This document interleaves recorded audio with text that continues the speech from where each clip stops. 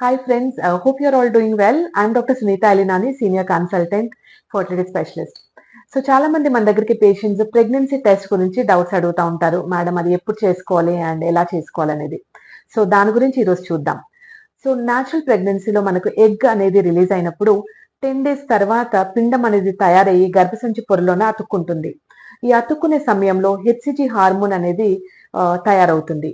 ఈ HCG hormone తో మనకు ప్రెగ్నెన్సీ కన్ఫర్మ్ అయిందా లేదా అనేది తెలుసుకోవచ్చు.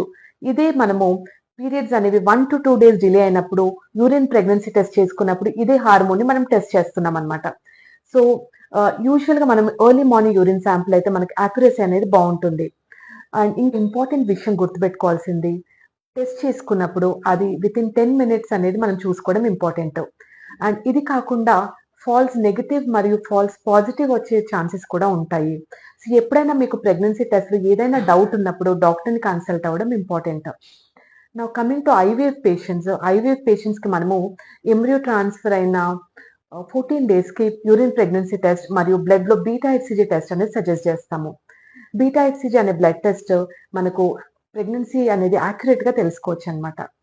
So hope this video has been useful to you. Thank you for watching and continue to follow me on my Instagram page for more fertility videos.